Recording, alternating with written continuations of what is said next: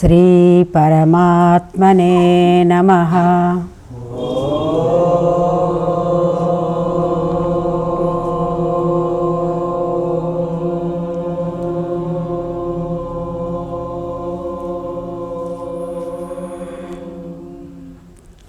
శ్రీ పరమాత్మనే నమః.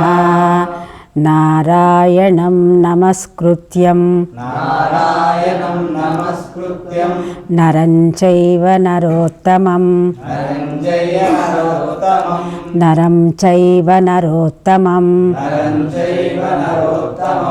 దేవీం సరస్వతీం వ్యాసం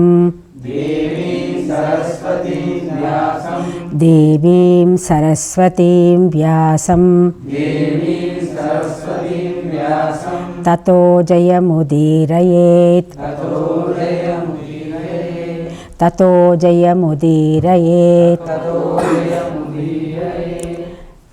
శ్రీమద్భగవద్గీత అథ ప్రథమోధ్యాయః. అర్జున విషాద యోగః. మొట్టమొదటి భగవద్గీత మొదలు పెడుతున్నప్పుడు విషాదంలో నుంచి ఇది ప్రారంభం కాబోతోంది.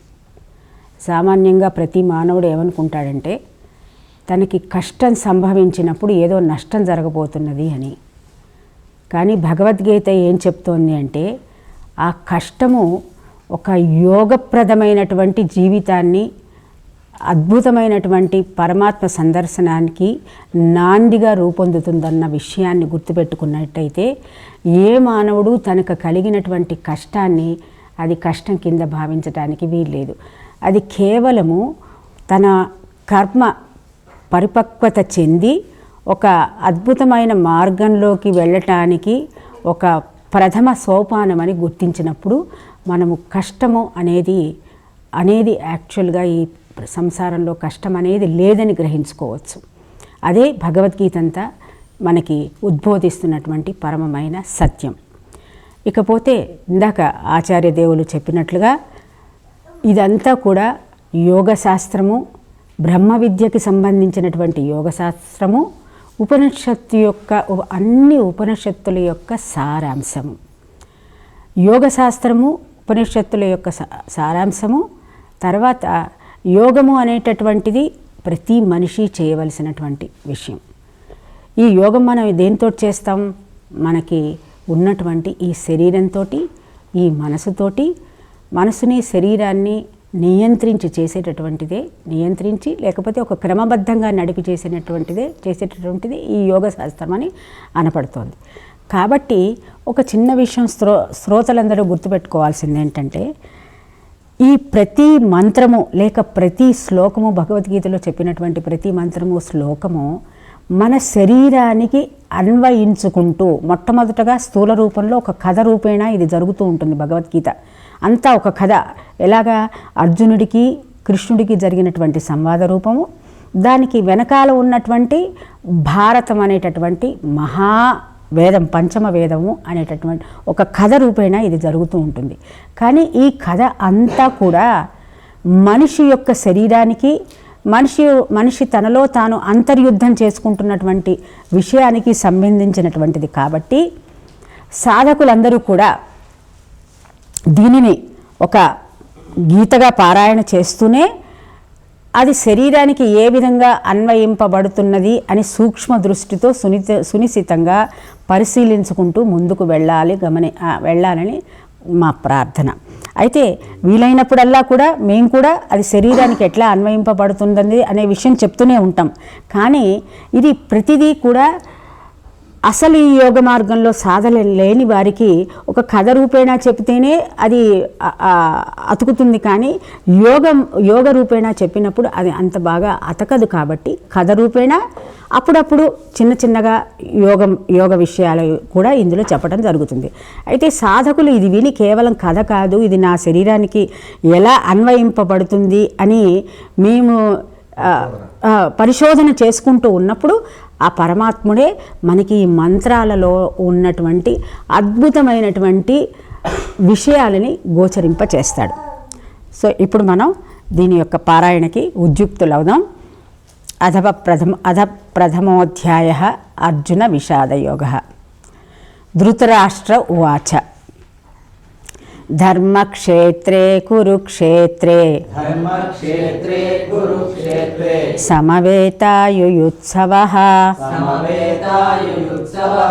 मामका पाण्डवश्चैव किमकुर्वत सञ्जयः किमकुर्वत सञ्जय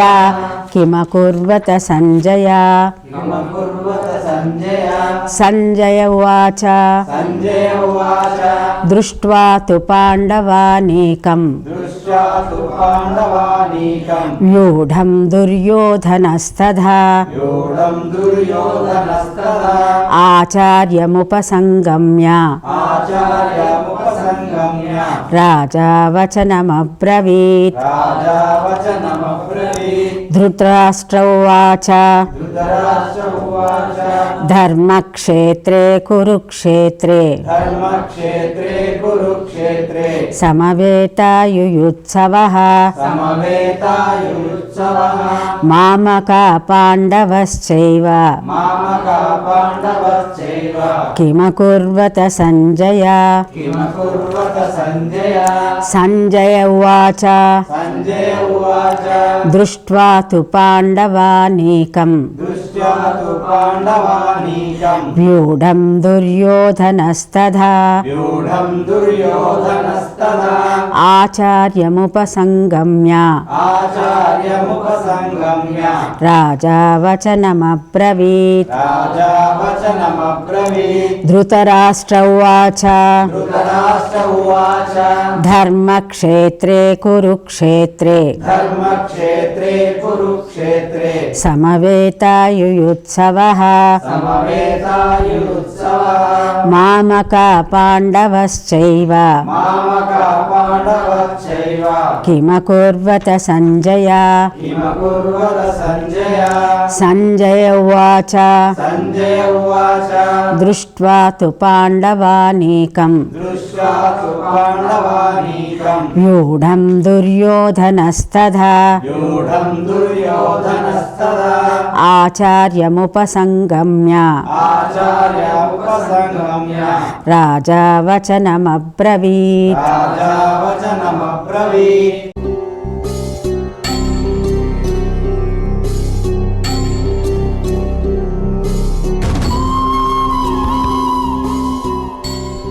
ఈ మొదటి శ్లోకంలో ధృతరాష్ట్రుడు సంజయుణ్ణి అడుగుతున్నాడు. ఏమిటంటే దానికి టీకా తాత్పర్యం ఎట్లా అంటే ధృతరాష్ట్ర ఉవాచ, ధృతరాష్ట్రుడు చెప్తున్నాడు, సంజయ ఓ సంజయుడా, ధర్మక్షేత్రే ధర్మభూమి అయిన కురుక్షేత్రే కురుక్షేత్రమునందు యుయుత్సవ యుద్ధము చేయ తలంపుగార గలవారలై సమవేత కూడినట్టి మామకాహ అంటే నావారలును పాండవశ్చైవ పాండవులను కిం ఏమి అకుర్వత చేసిరి అని ప్రశ్నిస్తున్నాడు. ఒకసారి ఈ అడగటం దానికి ముందుగా ఉన్నటువంటి పూర్వ కథ ఏమిటంటే అసలు భారత యుద్ధం మొదలై 10 రోజులు గడిచిపోయింది. భీష్ముడి యొక్క సర్వసైన్యాధ్యక్ష అధికారంలో 10 రోజుల యుద్ధం జరిగింది. 10వ రోజు యుద్ధంలో ఆయన శిఖండిని తన ఎదురుగా నిలబెట్టడం వలన అస్త్ర సన్యాసం చేయటంతో అర్జునుడు కలిసి తాతగారు అనేటువంటి భీష్ముడిని పడగొట్టడం, అటువంటి మహానుభావుడు కింద పడిపోకుండా ఆయనకి అంబశయ్య బాణాలతో ఏర్పాటు చేసి ఆయన్ని ఆ విధంగా ఆ యుద్ధభూమిలోనే అట్టేబెట్టడం జరిగింది. ఆ విధంగా ఆయన పడిపోయినటువంటి విషయాన్ని మొట్టమొదటగా సంజయుడు వచ్చి ధృతరాష్ట్రుడికి చెప్పాడు. అసలు ఇంతకన్నా ముందు ఏమిటి అంటే యుద్ధం ప్రారంభం కాకముందు వ్యాసమహానుభావుడు ధృతరాష్ట్రుడి దగ్గరికి వచ్చి మహా విపత్తు గల యుద్ధం జరగబోతోంది, దాన్ని నువ్వు చూస్తానంటే నీకు నేను దృష్టిని, దివ్య దృష్టిని ప్రసాదిస్తాను, ఎందుకంటే ఆయన గుడ్డివాడు కదా, నీకు దివ్య దృష్టిని ఇస్తాను, నువ్వు చూస్తే చూడమని చెప్పి అడుగుతాడు. అడిగితే ఆ దృశ్యాలను చూడడం నాకు ఇష్టం లేదు, కానీ అవి వినడానికి నాకు ఆసక్తి ఉన్నది అని చెప్తాడు. ఆ పరిస్థితుల్లో చాలా జ్ఞాని అయినటువంటి సంజయుడు, ఆయన సూత జన్మలో పుట్టినప్పటికీ బ్రహ్మజ్ఞానం కలిగినటువంటి మహానుభావుడైనటువంటి సంజయుడికి అతను ఈ చూడడము వినడము రెండూ కూడా ఇస్తూ వ్యాస భగవానుడు అతడు ఉన్నది ఉన్నట్టుగా చూడగలిగి, గుర్తుపెట్టుకోగలిగి, నిద్రాహారాలు కూడా లేకుండా మొత్తం పరిస్థితిని అతను అవగాహన చేసుకుని జరిగిన తరువాత కూడా విస్తృతంగా చెప్పగలిగేటువంటి అతని శక్తి, అతనికి ఏ విధమైన అనారోగ్యం రాదు, అతని ఏ శస్త్రాస్త్రములు దరిచేరవు అనేటువంటి అనేక వరాలు వ్యాసుడు అతనికి ఇచ్చిన తర్వాత ఈ జరగబోయే మహాఘోరం దీన్ని తెలుసుకో, కానీ ధర్మం మాత్రమే జయిస్తుంది సుమా అని చెప్పి ఆయన వెళ్ళిపోయాడు. దాని తర్వాత యుద్ధం మొదలైంది. యుద్ధం మొదలైన తర్వాత 10 రోజుల పాటు భీష్ముల వారి ఆధ్వర్యంలో యుద్ధం జరగడం, వారి పడిపోవడం జరిగింది. ఆ పరిస్థితుల్లో వెంటనే బ్రేకింగ్ న్యూస్ ఇవ్వడానికి సంజయుడు ధృతరాష్ట్రుల వారికి చెప్పారు. అప్పుడు ధృతరాష్ట్రుడు భీష్ముడు పడిపోవడం అనేది వారి తరపు కౌరవుల వైపు తరపు పెద్ద దెబ్బ. పితామహుడు, అది కాకుండా ఆయన మహా బ్రహ్మచారి, ఘట బ్రహ్మచారి. సో అటువంటి మహానుభావుడు శక్తివంతుడు పడిపోయాడు అన్నప్పుడు న్యాచురల్గా ఆయన బలం వైపు తగ్గిపోతుంది అనేటువంటి ఒక ఆకాంక్ష కలిగిన తర్వాత నాకు ఇప్పుడు మొదటి నుంచి ఏం జరిగిందో చెప్పమని అడగడం జరిగింది సంజయుడిని. సో ఆ విధంగా ఈ భగవద్గీత ఇక్కడి నుంచి మొదలు పెట్టబడుతోంది. సో యుద్ధం యాక్చువల్గా భగవంతుడు కృష్ణ పరమాత్మ చెప్పడం ఇదంతా కూడా అతనికి 10 రోజుల తర్వాతే మొదలైంది. అక్కడి నుంచి భగవద్గీత యొక్క ప్రారంభం. అందువలన ధృతరాష్ట్రుడు అడిగినటువంటి ఈ సంగతి మనకి మొదటి శ్లోకంగా చెప్పబడుతోంది. ఇక్కడ ధృతరాష్ట్రుడు నా వారలకు దుర్యోధనాదులు, పాండుపుత్రులకు ధర్మరాజాదులు యుద్ధము చేయ కుతూహలముతో పుణ్యభూమియకు కురుక్షేత్రము చేరి ఏమి చేయుతున్నారు అని అడిగాడు. సో ఇందులో 3 విశేషణాలు మనం తెలుసుకోవాలి.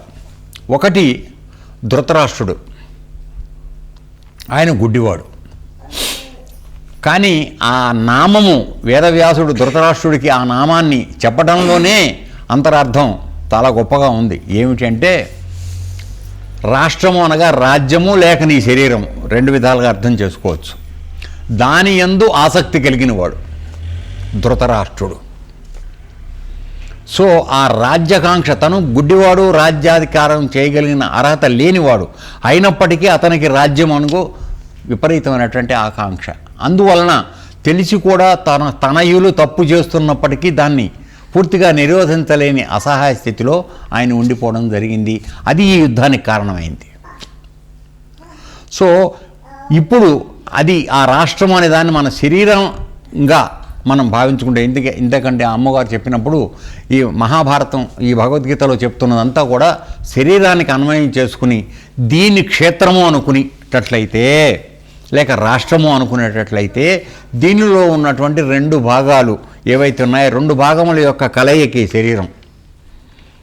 కాబట్టి ఎప్పుడెప్పుడైతే స్వార్థపూరితమైనటువంటి సంకుచితమైనటువంటి కార్యక్రమాల కోసం ఈ శరీరాన్ని వాడుతున్నామో అది కురుక్షేత్రంగా పరిగణించవలసి వస్తుంది. ఏ పరిస్థితుల్లో ధర్మకార్యాలు చేయడానికి, ధర్మాన్ని రక్షించడానికి, ధర్మాన్ని పాటించడానికి ఇదే శరీరాన్ని, క్షేత్రాన్ని మనం వాడుతున్నామో ఇది ధర్మక్షేత్రంగా అనుకోవాల్సి వస్తుంది. తరువాత భగవానుడు ధర్మక్షేత్రం, ధర్మం అనే మాటని మొట్టమొదటగా ప్రస్తావించడం ద్వారా ఆయన యొక్క ఉద్దేశము, పరమాత్మ యొక్క ఉద్దేశం ధర్మ సంస్థాపనార్థాయ. కాబట్టి ధర్మము పరిరక్షించబడాలనేటువంటి ఉద్దేశంతో ఈ భగవద్గీత కూడా చెప్పబడుతుందనే విషయాన్ని మనకి తెలియకుండానే చెప్తున్నాడు, ఆయన తెలియపరుస్తున్నాడు. సో ఇటువంటి పరిస్థితుల్లో ఈ ధృతరాష్ట్రుడు రాష్ట్రమునందు ఆసక్తి కలిగినటువంటి అతడు ప్రశ్న అడగటంలోనే ఉన్నటువంటి చమత్కారం చూడండి. ఏమిటి? నా వారలకు దుర్యోధనాదులు అంటే అక్కడ మోహం అతన్ని ఆవహించింది పూర్తిగా. అవతల వాళ్ళు ఉన్నవారు ఎవరు? నీ తమ్ముడు కొడుకులే, వాళ్ళు నీ వారు కారా? ఆ భేదభావం అంటే మన మనందరిలో ఉన్నటువంటి లక్షణమే ఇది. సో దాన్నే ఎత్తి చూపిస్తున్నాడు ఇక్కడ. సో ఈ విధమైనటువంటి సంకుచిత భావం నుంచి మానవుడు బయటికి రావాల్సినటువంటి అవకాశం ఉంది.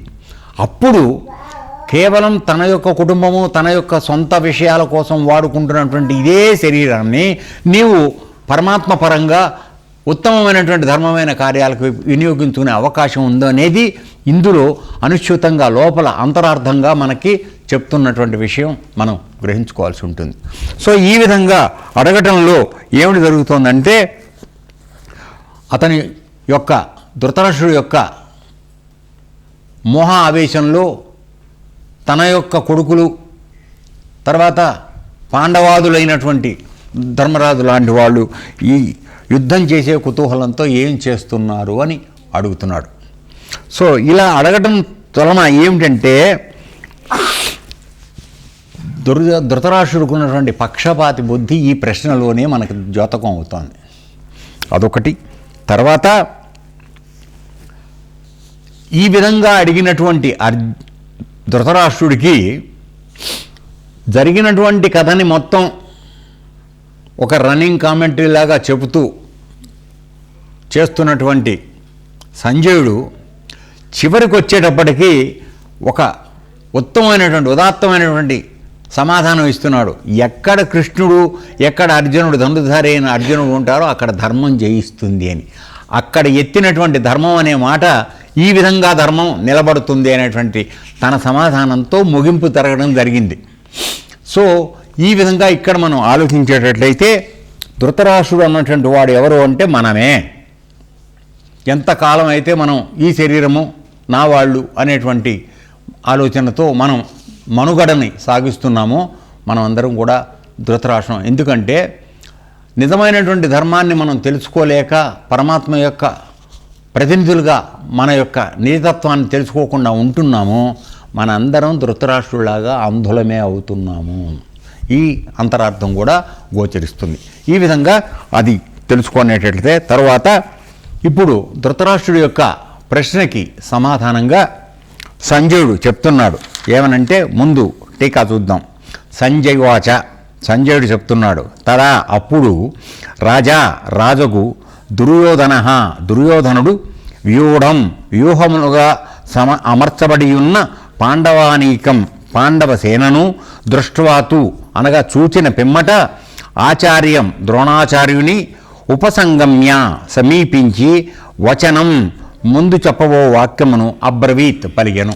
అంటే ఇక్కడ ధృతరాష్ట్రుడికి జరిగిన విషయం కాబట్టి అతను చెప్తున్నాడు. ఏ విధంగా అంటే అప్పుడు రాజైన దుర్యోధనుడు వ్యూహాకారముగా రచింపబడి ఉన్న పాండవ సేనను చూచి తదుపరి గురువుకు ద్రోణాచార్యుని సమీపించి ఇట్లు పలికెను.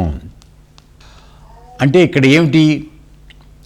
రాజుగా అంటే యాక్చువల్గా వాడు దుర్యోధనుడు ఇంకా రాజ్యాభిషిక్తుడు కాలేదు పూర్తిగా. ధృతరాష్ట్రుడు బతికే ఉన్నాడు, ఆయనే రాజు. అయినప్పటికీ అతను రాజు అని ఎందుకు పిలుస్తున్నాడంటే అతన్ని మహారాజుగా సంబోధిస్తే ధృతరాష్ట్రుడికి సంప్రీతి కలుగుతుంది.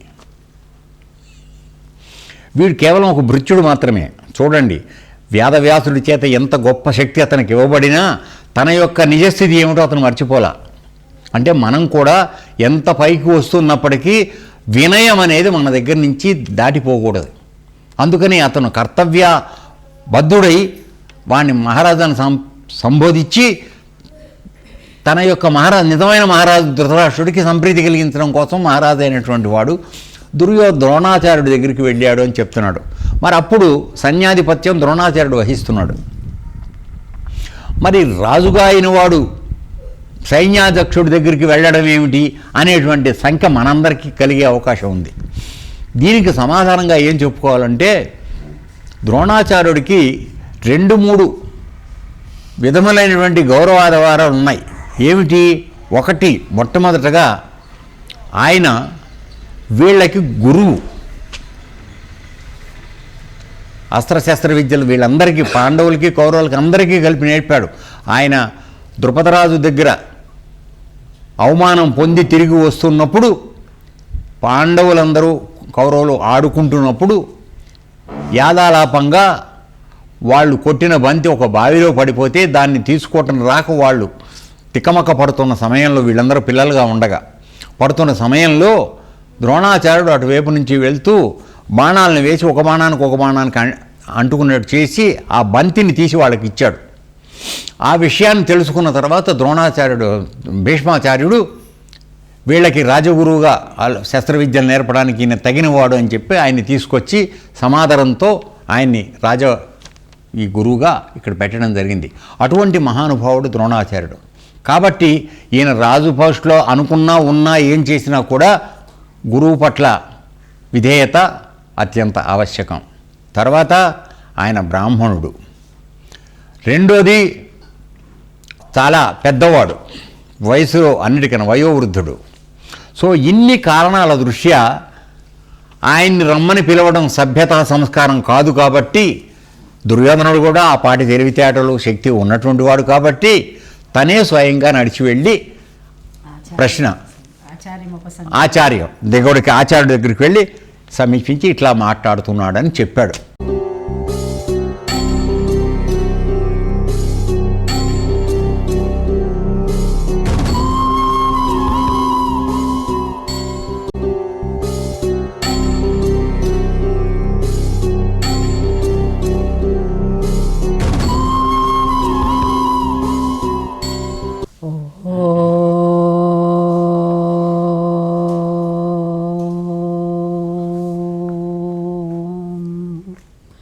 శ్రీ పరమాత్మనే నమః.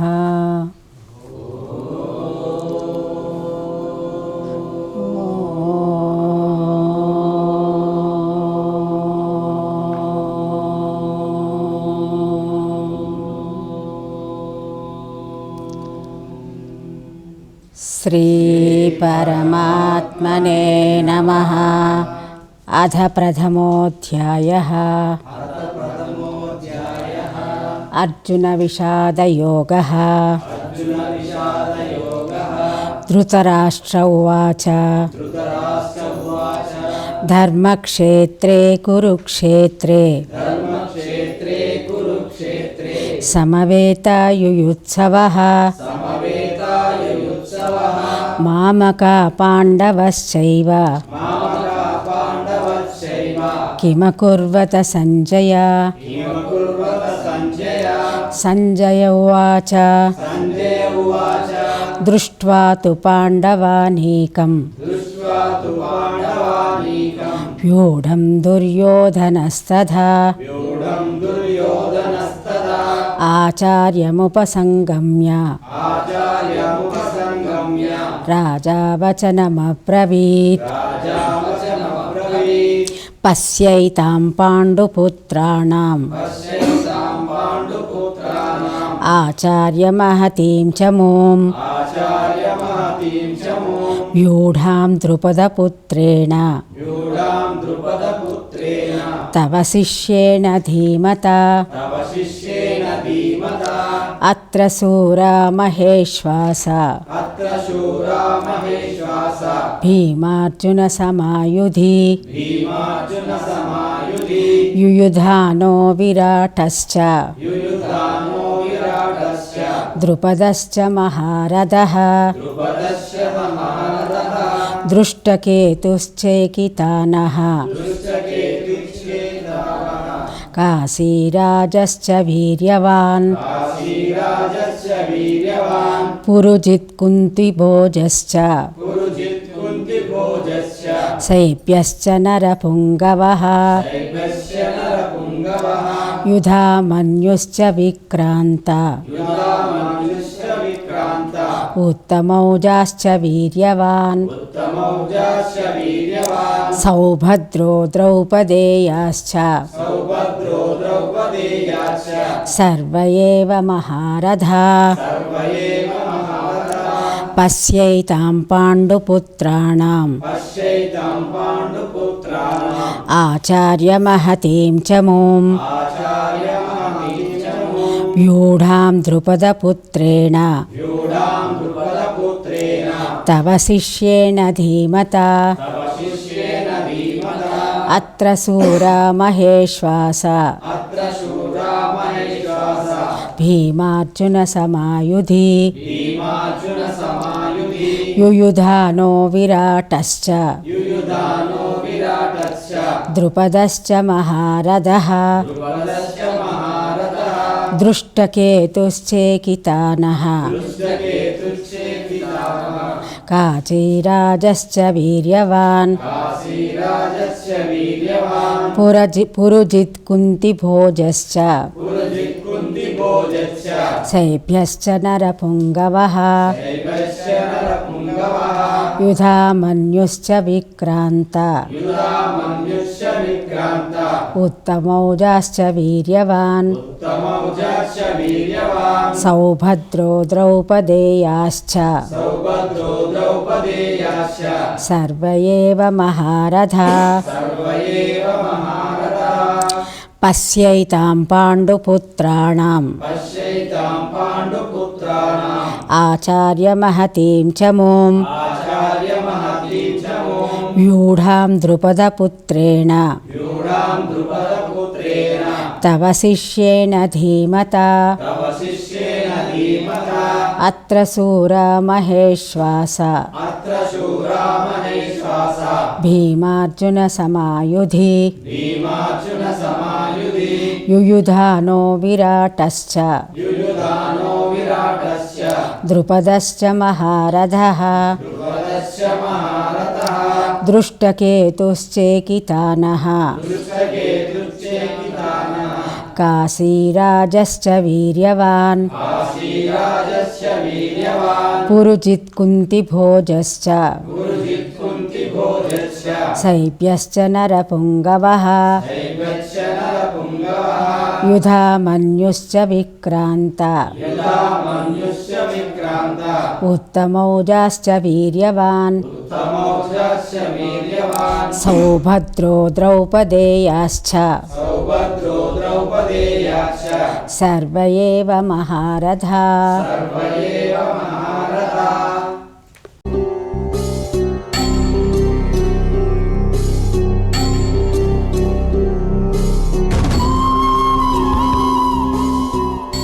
దేవసుతం దేవం కంసచాణూరమర్దనం దేవకీ పరమానందం కృష్ణం వందే జగద్గురుం.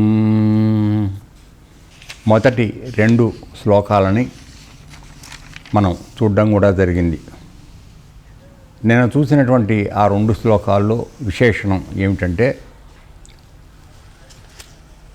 భీష్ముడు యుద్ధంలో పడిపోయినాడనేటువంటి వార్త వినిన తరువాత ధృతరాష్ట్రుడు అసలు యుద్ధంలో ఏం జరిగింది అనేటువంటి విషయాన్ని నాకు తెలియపరచమని సంజయుడిని అడగడం జరిగింది.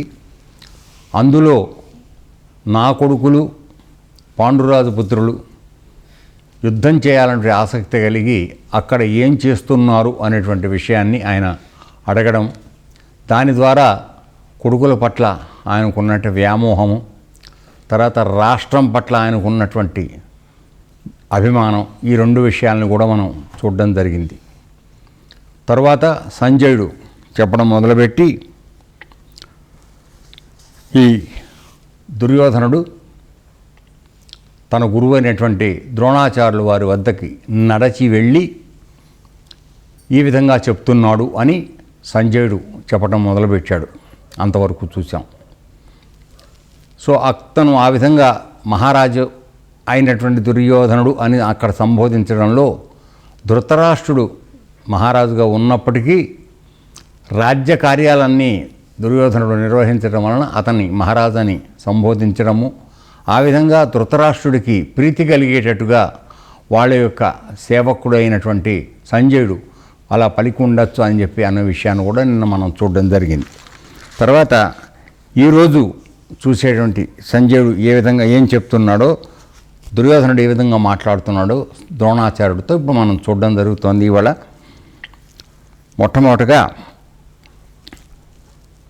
3వ శ్లోకానికి టీకా తాత్పర్యం చూసేటట్లయితే, ఆచార్య, ఓ గురువరా, తవ నీ యొక్క ధీమత బుద్ధిమంతుడును శిష్యేణ శిష్యుడు అగు ద్రుపదపుత్రేణ ద్రుపదపుత్రుడకు దృష్టద్యుమ్నునిచే వ్యూఢాం వ్యూహాకృతిలో నిలుపబడినటువంటి పాండుపుత్రాణం పాండవుల యొక్క ఏతాం ఈ మహతీం గొప్పది అయిన చమూహం చమూం అనగా సైన్యమును పశ్య చూడుము. అంటే దాని యొక్క దీన్ని ఏమిటంటే, ఓ ఆచార్య అంటే దుర్యోధనుడు ద్రోణాచార్యుడితో ఈ విధంగా పలుకుతున్నాడు అని చెప్తున్నాడు సంజయుడు. ఆచార్య, బుద్ధిమంతుడైన మీ శిష్యుడును ద్రుపదపుత్రుడు అయిన దృష్టద్యుమ్నునిచే వ్యూహాత్మకంగా నిలపబడినటువంటి పాండవుల ఈ మహాసైన్యమును చూడుము అని దుర్యోధనుడు ద్రోణాచార్యుల వారిని కోరాడు. ఇందులో ఉన్నటువంటి అంతరార్థం ఒకసారి చూసేటట్లయితే, కొద్దిగా దాని ముందు కథను మనం తెలుసుకుంటే ఇందులో ఉన్న రహస్యం ఏమిటో మనకు అర్థమవుతుంది. మొట్టమొదట్లో ద్రుపద మహారాజు, ద్రోణాచార్యులు, భరద్వాజుడు కొడుకైనటువంటి ద్రోణాచార్యులు, వీరిద్దరు కూడా సహాధ్యాయులు.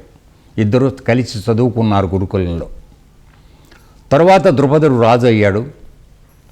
ఆ ఉన్న పాత స్నేహితాన్ని గుర్తుంచుకుంటూ ఆయన దగ్గరకు వెళ్ళి, ఓ మిత్రమా అని ద్రోణాచార్యుడు ద్రుపద మహారాజును సంబోధించాడు. దానితో కోపం కలిగినటువంటి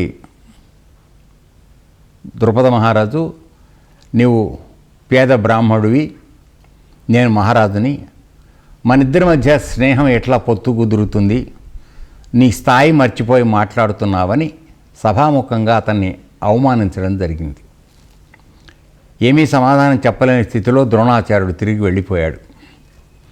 అలా తిరిగి వెళ్ళిన తర్వాత దోవలో వెడుతుండగా పాండుపుత్రుల ఆటల్లో చూడడము, దాని సందర్భంగా ఆయన యొక్క విలువిద్య ప్రదర్శన వాళ్ళకు చూపించిన తర్వాత వారందరూ వెళ్ళి ద్రోణాచార్యులు భీష్మాచార్యులు వారికి చెప్పిన తర్వాత భీష్మాచార్యులు ఆయన్ని వీడికి అందరికీ కూడా గురువుగా నియమించడం జరిగింది. అయితే ద్రుపదుడు చేసినటువంటి ఈ అవమానాన్ని ద్రోణాచార్యుడు జీర్ణించుకోలేకపోయాడు. అందుకని పాండవుల్ని కౌరవులకి విలువిద్య ప్రదర్శన అస్త్రశస్త్రాల విద్యలన్నీ నేర్పిన తరువాత ఉన్న ఆచారం ప్రకారం గురుదక్షిణ ఇమ్మని అడిగాడు. ఆ గురుదక్షిణ ఇచ్చినప్పుడు అర్జునుడు నువ్వేం చెప్తే అది చేస్తానని చెప్పాడు. అప్పుడు అతనికి విలువిద్య నేర్పి మేటి వెలికాడుగా తయారు చేశాడు గనక వెళ్ళి ద్రుపదరాజును ఓడించి బంధించి తీసుకురమ్మని అడిగాడు. ఇదే నువ్వు నాకు ఇచ్చే గురుదక్షిణని. సో అప్పుడు అర్జునుడు వెళ్ళి అతని యుద్ధంలో ఓడించి బంధించి తీసుకొచ్చాడు. అప్పుడు ఆయన ముందు వీడు ఒక బందీగా ఉన్నాడు. ద్రోణాచార్యుడు ఆజ్ఞతో అర్జునుడు బంధించి తీసుకొచ్చాడు. కాబట్టి ఇప్పుడు అతను బందీ అయిపోయాడు ద్రోణాచార్యుల ముందు. కాబట్టి ఈ పరిస్థితుల్లో ఆయన బ్రాహ్మణుడు కాబట్టి క్రౌర్యం తక్కువగా ఉంది కాబట్టి అతన్ని చంపకుండా విడిచిపెట్టమని చెప్పి, అయితే మన ఇద్దరి మధ్య స్థాయి లేదని నువ్వు అన్నావు కదా, అది వరకు నువ్వు అడుక్కునే బీదవాడివి అని చెప్పి, అందుకని ఇప్పుడు నీ అర్ధరాజ్యం నేను తీసుకుంటున్నా, ఆ అర్ధరాజ్యం నాది, మిగతా అర్ధరాజ్యం నువ్వు పరిపాలించుకోమని వాడిని పంపించాడు. ఆ పరిస్థితుల్లో ద్రుపదుడు గత్యంతరం లేని పరిస్థితిలో తల వంచుకుని వెళ్ళిపోయినప్పటికీ లోపల అగ్ని ప్రజ్వరులతోనే ఉన్నది, ప్రతీకార అగ్ని. సో దానికోసం ఆయన ఏం చేశాడు, ఇద్దరు ఋషులని చేరదీసి వారి యొక్క సహాయంతో ద్రోణాచార్యుడిని చంపేటువంటి కొడుకు కావాలని యజ్ఞం చేశాడు. ఆ యజ్ఞ కుండలలోంచి ఈ దృష్టద్యుమ్నుడైనటువంటి పిల్లవాడు, తర్వాత కృష్ణ అనేటువంటి అమ్మాయి ఇద్దరు జన్మించారు. ఆ కృష్ణ అనే అమ్మాయే తరువాత ద్రౌపదిగా నామకరణం చేయబడింది. ద్రుపదుడి యొక్క పుత్రిక కనుక ఆవిడ ద్రౌపది అయింది. సో ఈ దృష్టద్యుమ్నుడు చాలా విలువిద్య పారంగతుడు. అయితే అతను విలువిద్య నేర్చుకోవడానికి ద్రోణాచార్యుడి దగ్గరికి వచ్చాడు. చూడండి, తన యొక్క శత్రువు కొడుకు విద్యను అర్థించి వచ్చినప్పుడు ఆ పాత విషయాలు లేకుండా అతనికి విలువిద్య నేర్పాడు ద్రోణాచార్యుడు. అంటే గురువుల యొక్క సమత్వం ఏ విధంగా ఉంటుందో మనం ఇందులో తెలుసుకోవాలి. అక్కడ వాడి యొక్క అర్హత, విద్య నేర్చుకోవడానికి వాడి ఉన్నటువంటి శ్రద్ధ, ఈ రెండే ఆయనకు కావాలి. అందుకోసం ఆయన్ని మేటి విలుకాడుగా తయారు చేశాడు.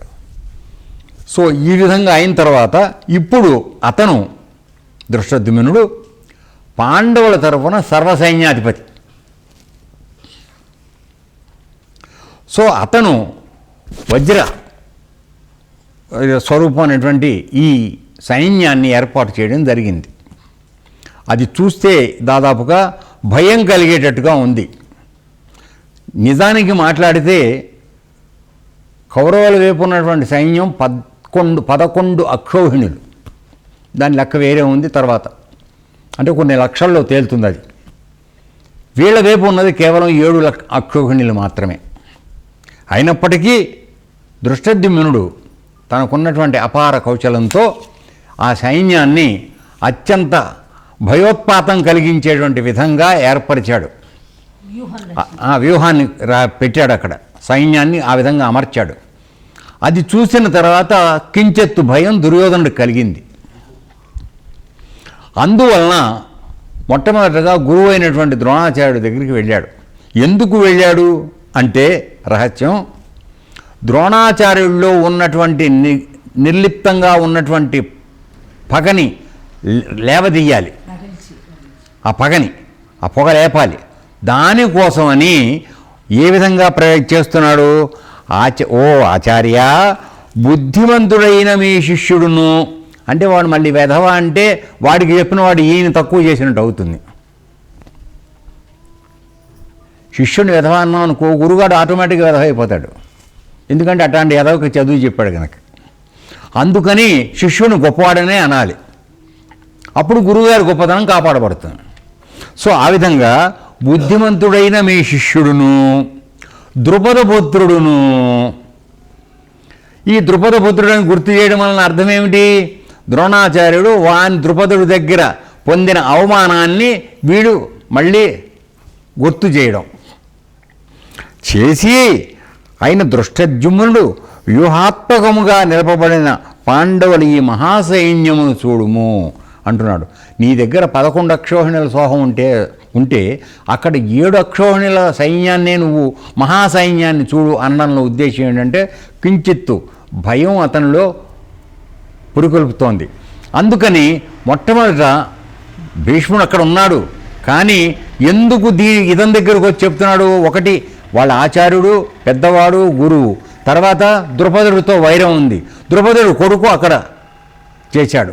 కాబట్టి ఇన్ని విధాలుగా ఆయన్ని ఒక ఉద్యుక్తుని చేయడానికి, ప్రతీకార అగ్ని అతనిలో ఇది ఉద్యుక్తుని చేయడానికి ఈ విధమైనటువంటి సందేశంతో అతను మాట్లాడడం జరిగింది. కానీ ఏమీ తెలియనట్టుగా మామూలుగానే అమాయకంగానే మాట్లాడాడు. అత్యంత గొప్పవాడైన నీ శిష్యుడు అని చెప్పేసి, బుద్ధిమంతుడు అని చెప్పి. సో ఈ విధంగా చేయడంలో ఉన్నటువంటి ఏంటంటే ఈ ద్రోణాచార్యుల్లో ఒక విధమైనటువంటి ప్రతీకార అగ్ని రగల్చాలి. దానివలన ఆయన విజృంభించి యుద్ధం చేయాలి. అప్పుడు వీళ్ళకి ఇదవ్వాలి. దుర్యోధనుడు కావాల్సింది ఏంటి? శత్రునాశనం. అందుకోసం అని చెప్పి అది చెప్పాడు. చెప్పిన తర్వాత వచ్చేటువంటి 3 శ్లోకాల్లో అతను పాండవుల వైపు ఉన్నటువంటి మహారథులందరి యొక్క పేర్లు చాలా వరకు చెప్పడం జరిగింది. వీళ్ళు కాకుండా ఇంకా చాలామంది ఉన్నారు. అయినప్పటికీ భగవద్గీతలో ప్రస్తావించబడిన కొంతమంది పేర్లు మాత్రం ఉన్నాయి. మిగతా వాళ్ళు మహాభారతంలో అవన్నీ కూడా ఆ పేర్లు ఉన్నాయి. ఇవన్నీ చెబుతూ వీళ్ళందరూ మహారథులు అని చెప్పడంలో ఉద్దేశం ఏమిటంటే, మామూలుగా మహారథుడు అని ఎవరిని అంటారంటే అస్త్రశస్త్ర విద్యం పారంగతుడయ్యుండి 10,000 మంది సైన్యాన్ని నడిపించగలిగినటువంటి దక్షత కలిగిన వాడు మహారథుడు అవుతాడు. వాడికన్నా కిందవాడు అతిరథుడు. రథుడు. ఇట్లా ఒక్కొక్కరు డిగ్రీ అనమాట. ఇప్పుడు మనం మిలిటరీలో మనకు ఉన్నట్టుగానే డిగ్రీలు స్థాయి. సో వాళ్ళంతా కూడా మహారథులు అని చెప్పడంలో ఉద్దేశం ఏమిటంటే, ఇంతమంది గొప్ప గొప్ప బలవంతులైన వాళ్ళు వాళ్ళ వైపు ఉన్నారయ్యా గురుగారు, చూడు మరి ఏం చేస్తావో అనే ఒక హింట్ ఇవ్వడానికి ఆ విధంగా చెప్పుకుంటూ వస్తున్నాడు అనమాట. సో వీటి యొక్క ముందు టీకా తాత్పర్యం చూసిన తర్వాత లోపలికి పెడదాం.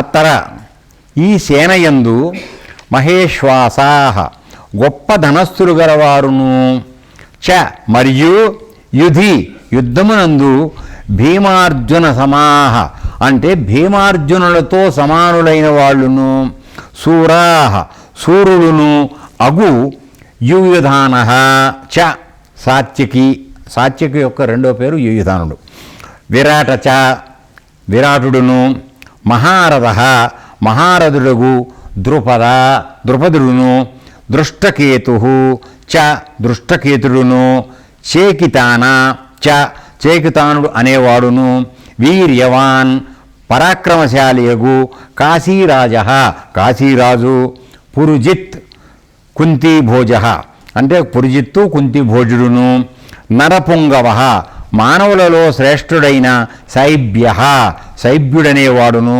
విక్రాంత పరాక్రమవంతుడగు యుధామన్యుచ యుధామన్యుడను వాడు వీర్యవాన్ వీరుడైన ఉత్తమౌజుడు సౌభద్రచ సుభద్రాకుమారుడైన అభిమన్యుడు ద్రౌపదేయా ద్రౌపదీ కుమారులు 5గురును సర్వ ఏవ అందరును మహారథాః అనగా మహారథులు సంతి కలరు. ఈ 3 శ్లోకాల్లో ఆ పాండవ సైన్యంలో ఉన్నటువంటి మహారథుల్ని ప్రముఖులైనటువంటి మహారథుల్ని అందరినీ కూడా చెప్పడం జరిగింది.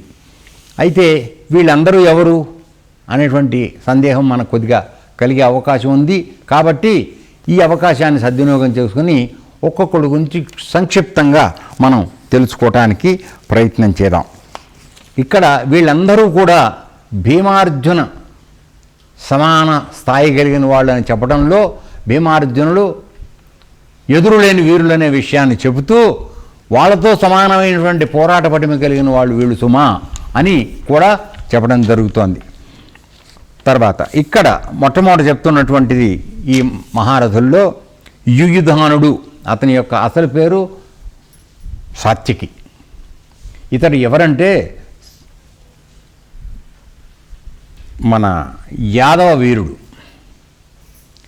శ్రీకృష్ణ పరమాత్మకి అత్యంత దగ్గరైనటువంటి శిష్యుడు, మహారథి. ఇతను చాలా గొప్పగా యుద్ధం చేయడమే కాకుండా కురుక్షేత్ర యుద్ధంలో ఇతను మరణించలేదు. తరువాత యాదవ కుల నాశనం జరిగినప్పుడు జరిగినటువంటి కొట్లాట సంగ్రామం ఏదైతే ఉందో దానిలో చనిపోయాడు. అంతవరకు అతను జీవించే ఉన్నాడు. తరువాత ఇక విరాటుడు. ఈ విరాటుడు మత్స్యదేశపు రాజు. మనందరికీ తెలుసు, పాండవులు అజ్ఞాతవాసం చేసినప్పుడు 1 సంవత్సరం పాటు వీళ్ళందరికీ వసతి ఏర్పాటు చేసినటువంటి రాజు. అతను చాలా మంచివాడు, ధార్మికుడు. అతని యొక్క కుమార్తె ఉత్తర కుమారుడు. సో ఉత్తర గోగ్రహణం దక్షిణ గోగ్రహణం అని చెప్పి వీళ్ళ అరణ్యవాసాన్ని భంగం చేయడానికి కౌరవులు వీరి యొక్క గోసంతతిని తోలుకుపోతున్నప్పుడు అర్జునుడు పేరేంటి, అది సరే అర్జునుడు పేరు ఏమిటి అప్పుడు కొంచెం కాదు,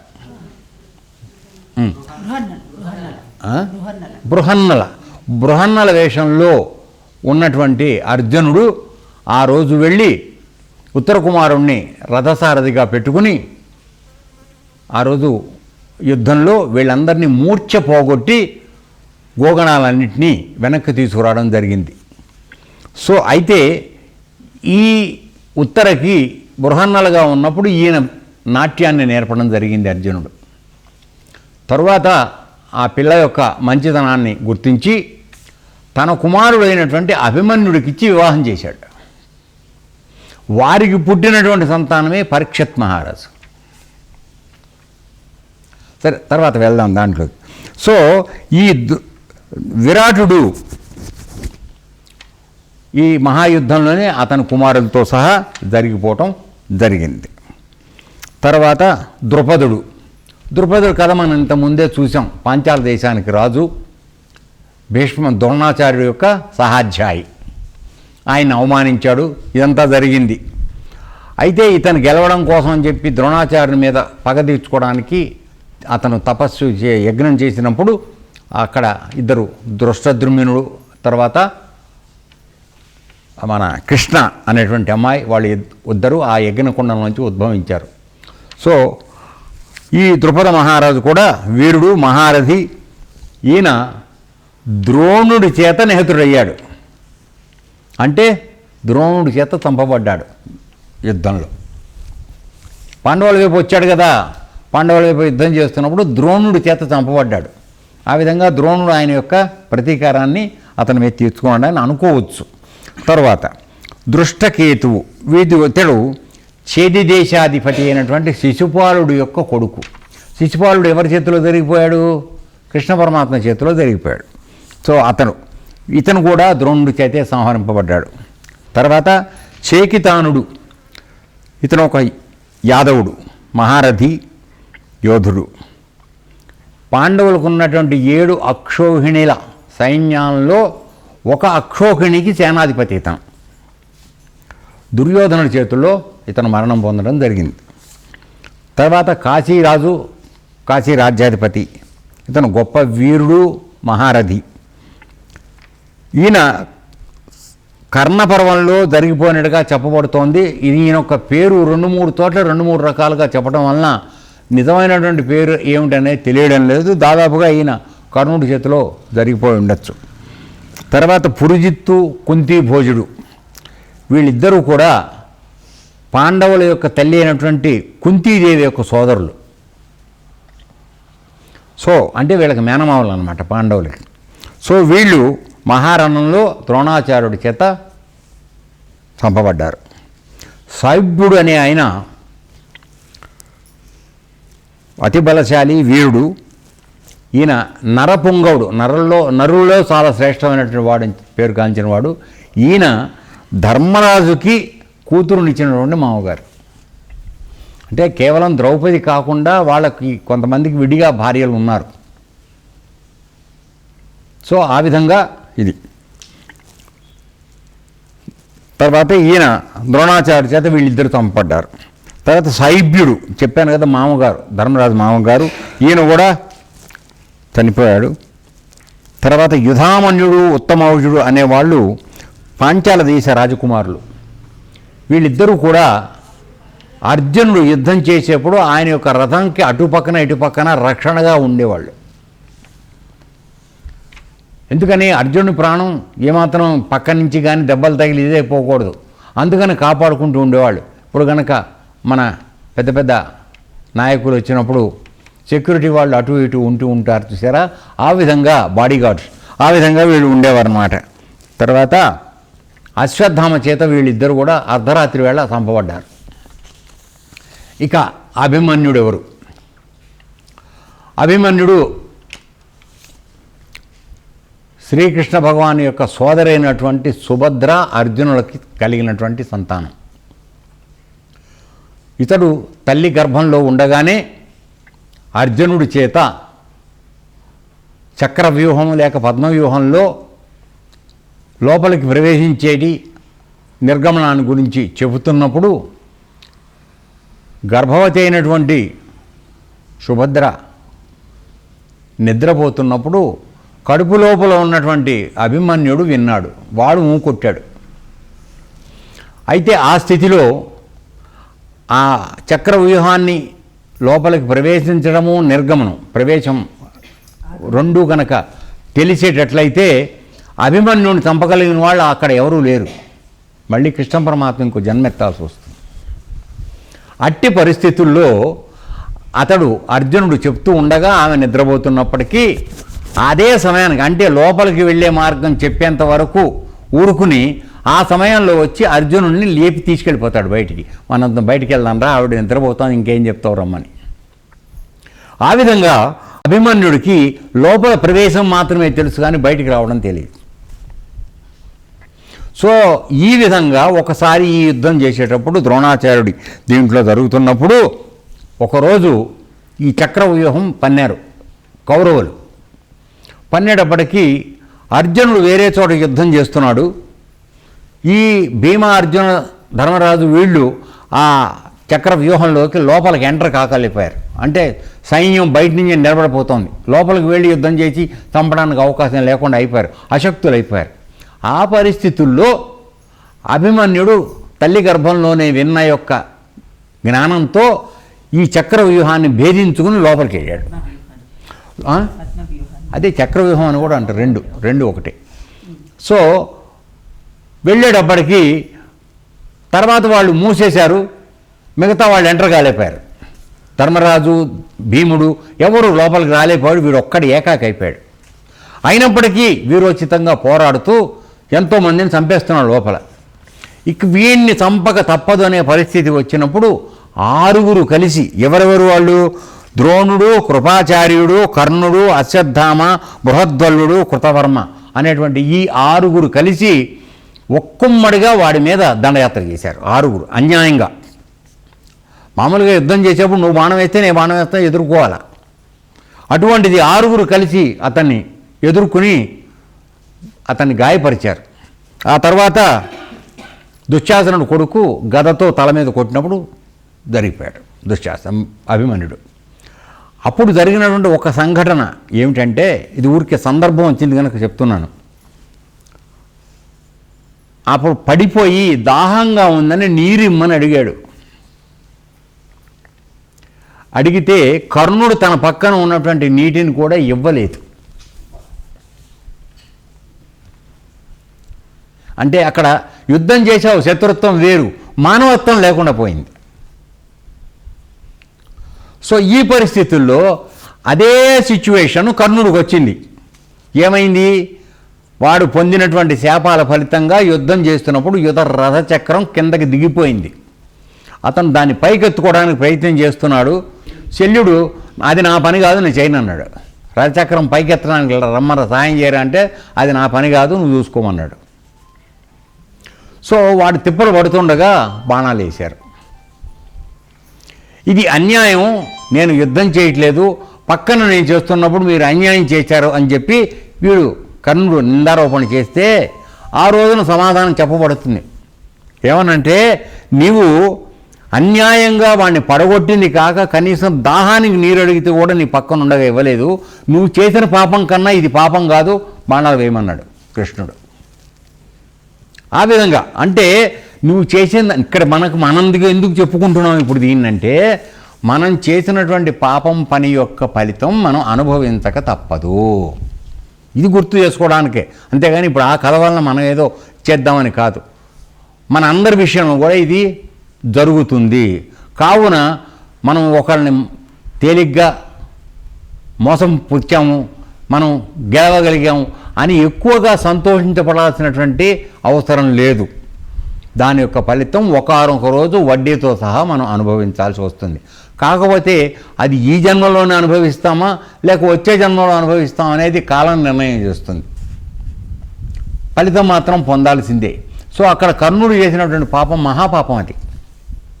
ఆ పిల్లవాడు, వాడు అందరిలోకి చాలా చిన్నవాడు, పడిపోయి దాహం అని ఏడిచిన సమయంలో కూడా నిర్దాక్షిణ్యంగా కనీసం నీరు ఇవ్వటం కూడా వాడికి చేయలేదు. సో ఆ పరిస్థితి మరి కర్ణుడు అనుభవించాల్సి వచ్చింది. సో ఈ విధంగా ఈ అభిమన్యుడైనటువంటి వాడి కథ, వాడు కూడా మహారథి అని చెప్పబడింది ఇక్కడ. తర్వాత ద్రౌపదీయాస్య అంటే ద్రౌపది యొక్క 5 కుమారులు. వీళ్ళు పాండవులకే జన్మించారు ద్రౌపది గర్భాన. వీళ్ళ పేర్లు ఏమిటంటే ప్రతివింధ్యుడు, సుతసోముడు, శృతకర్ముడు, శతానీకుడు, శృతసేనుడు.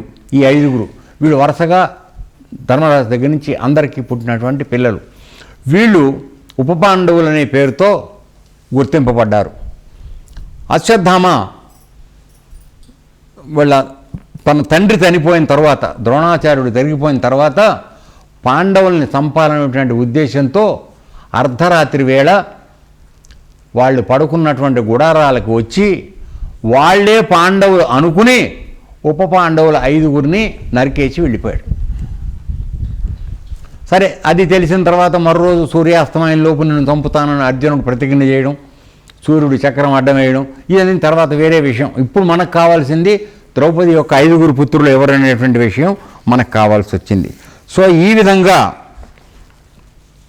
ఇంతమంది మహారథుల గురించినటువంటి వివరాలు దుర్యోధనుడు ద్రోణాచార్యుల వారికి చెప్పాడు. అతని యొక్క ఆంతర్యం ఏమిటి అంటే, డైరెక్ట్గా వెళ్ళి ద్రోణాచార్యుడికి చెప్పలేడు. అది కాకుండా ఇంకొక రహస్యం ఏమిటంటే, ద్రోణాచార్యుడు యుద్ధం మొదలైనప్పుడే భీష్మాచార్యులు ఒక ప్రతిజ్ఞ చేశాడు, ఎట్టి పరిస్థితుల్లో పాండవుల్ని నేను చంపను, ఎందుకంటే మీరు నాకు ఎలా మనవలో వాళ్ళు కూడా మనవలే, నేను వాళ్ళని మాత్రం చంపను, కానీ రోజుకు 10,000 మంది వీరులను చంపుతాను అని చెప్పి ప్రతిజ్ఞ చేశాడు. అందువలన ఆయన దగ్గరికి వెళ్ళి ఇప్పుడు పాండవుల గురించి అంతగా ఏం చెప్పినా అక్కడ సమాధానం ఫేవరబుల్గా రాదు. అందుకని ఇక్కడ గురువు గారిని ఆయనకున్న పాత పగని గుర్తు చేస్తూ నెమ్మదిగా ఆయనలో ప్రతీకారేచ్ఛ పెరగడం కోసం దుర్యోధనుడు చేసినటువంటి ప్రయత్నం. ఈ విధంగా మనకి నేను వరకు చూడడం జరిగింది. ఇది అయిన తర్వాత దుర్యోధనుడు పాండవుల వైపు మహారథులను కొంతమందిని ఇక్కడ ప్రస్తావించిన తర్వాత ఇక మన సైన్యంలో ఉన్నటువంటి వీరుల పేర్లు కూడా నీకు చెబుతాను అని ద్రోణుడితో అంటున్నాడు. అది మనం రేపు చూద్దాం. ఏతత్సర్వం కృష్ణార్పణమస్తు.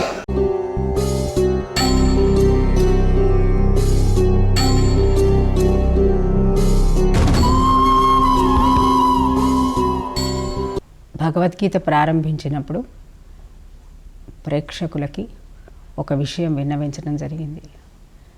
గీత బ్రహ్మజ్ఞానము, యోగశాస్త్రము. ఇది మానవ శరీరాన్ని నిర్మాణము, మానవ శరీరం ఏ విధంగా, శరీరధారి ఏ విధంగా నడపాలి అనే విషయాల గురించి ఎక్కువగా ఈ గీతలో చెప్పబడింది. అది కాకుండా బాహ్యానికి ఒక కథ రూపంగా కూడా ప్రవర్తనా నియమావళి, మానవుల యొక్క ప్రవర్తనా నియమావళి సూచిస్తూ ఒక కథ రూపంగా కూడా ఇది చెప్పబడింది. అయితే ఈ మూడవ శ్లోకంలో దృష్ట్వాతు పాండవై పశ్యైతాం పాండుపుత్రాణం ఆచార్య మహతీం చము వ్యూఢాం ద్రుపదపుత్రేణ తవ శిష్యేన ధీమత అన్న తర్వాత అత్ర శూరా మహేశ్వాస భీమార్జున సమాయుధి యుయుధానో విరాటశ్చ ద్రుపదశ్చ మహారథః అని ఒక గొప్ప మహారథః అనేటటువంటి మాట పాండవుల వైపు ఉన్నటువంటి వారి గురించి చెప్పడం జరిగింది. పాండవుల యొక్క పాండవ పక్షాన ఉన్నటువంటి యుద్ధ శూరుల గురించి వీరందరూ కూడా మహారథులై ఉన్నారని చెప్పడం జరిగింది. దుర్యోధనుడు తన వైపు ఉన్నటువంటి శూరుల గురించి ఈ మహారథ అన్న మాట అక్కడ వాడలేదు, కేవలం ఇక్కడ పాండుపుత్రుల వైపు ఉన్నప్పుడు మాత్రమే వాడటం జరిగింది. అయితే ఈ మహారథులు అంటే ఒక అంతరార్థం, అంటే జాగ్రత్తగా దీనిని పరిశీలించిన మీదట ఈ శరీరాన్ని రథము అని చెప్పబడింది. ఈ శరీరమే రథము, ఇందులో ఉన్నటువంటి జీవుడు రధికుడు. ఈ రథాన్ని ఎంతో చాకచక్యంగా నడుపుతూ ఈ రథసారథి అయినటువంటి శ్రీకృష్ణ పరమాత్ముడిని ఈ జీవుడు తెలుసుకోవటమే ఈ గీత యొక్క లక్ష్యము. ఈ మహారథులు అని ఎవరి గురించి ప్రవచింపబడిందంటే, ఎవరైతే ఈ రథము యొక్క ఆటుపట్లన్నీ కూడా, అంటే ఈ రథములో ఉన్నటువంటి అన్ని నాడులు, ముఖ్యమైనటువంటి నాడులు, ఏ నాడి ఏ విధంగా నడపబడాలి, ఏ శ్వాస ఏ విధంగా నడపబడాలి, ఎక్కడ ఏ దృష్టి పెట్టినప్పుడు ఈ రథం సజావుగా నడుస్తున్నది అనేటటువంటిది కృష్ణ పరమాత్ముడు మనకి సూచించడానికి ప్రయత్నం చేశాడు. ఇందులో ఈ మహారథులు అన్నవాళ్ళు తమకి తాము ఈ రథాన్ని అద్భుతంగా ఈ ప్రపంచంలో నడిపి ఆత్మజ్ఞానం తెలుసుకుని సంచరించిన వాళ్ళందరూ కూడా ఈ మహారథులు అయి ఉండవచ్చు. కాబట్టి ఈ మహారథ అనేటటువంటి విశ్లేషణ దుర్యోధనుడి వైపు ఉన్న వాళ్ళ యుద్ధ విశారదుల గురించి చెప్పబడలేదు, కేవలం పాండుపుత్రుల వైపు మాత్రమే చెప్పడం జరిగింది. కాబట్టి మానవాళి అంతా కూడా ఈ తమ యొక్క శరీరమే రథముగా గ్రహించి దీనిని అద్భుతంగా ఈ ప్రపంచంలో ఏ విషయానికి అంటుకోకుండా ఎలా నడపాలో తెలుసుకోవటమే ఈ గీత యొక్క ముఖ్య ఉద్దేశం. అది ఎలా జరుగుతుంది? లోపల ఉన్నటువంటి పరమాత్మ యొక్క పొడ మనం తెలుసుకుని అంతర్ముఖులమై ఆయన యొక్క ఆజ్ఞతోటి ఈ శరీరాన్ని ఎప్పుడైతే నడుపుతామో తప్పకుండా మనమందరం కూడా మహారథులయ్యేటటువంటి ఆశీర్వచనం మనకి ఈ భగవద్గీత ఇస్తుంది. కాబట్టి ఈ శరీరమే ఈ గొప్పదైనటువంటి రథము. దీనిని నడిపేటటువంటి జీవుడు ఆ రథసారథి అయినటువంటి కృష్ణుడి యొక్క ఆజ్ఞానుసారం ఎప్పుడైతే ఈ రథం నడపబడుతుందో మనమందరం కూడా మోక్షానికి లేకపోతే బ్రహ్మజ్ఞానానికి అర్హత సంపాదించిన వారం అవుతామని, ఈ విధంగా కూడా మన సాధన ఈ క్షేత్రంలోనే ఇదం శరీరం కౌంతేయ క్షేత్రమిత్యభిధీయతే అని భగవద్గీతలో కృష్ణుడు ముందు చెప్తాడు.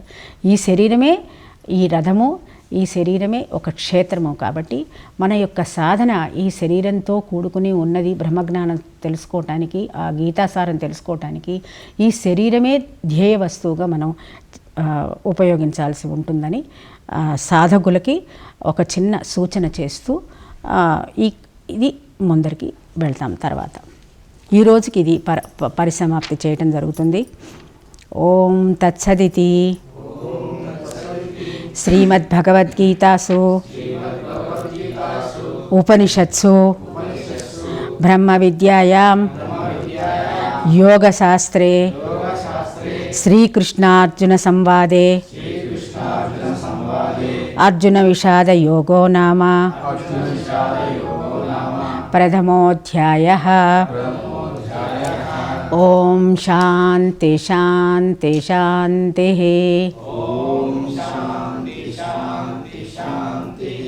లోకాః సమస్తాః సుఖినో భవంతు. లోకాః సమస్తాః సుఖినో భవంతు. లోకాః సమస్తాః సుఖినో భవంతు. ఏతత్ సర్వం బ్రహ్మార్పణమస్తు. ఓం తత్సత్.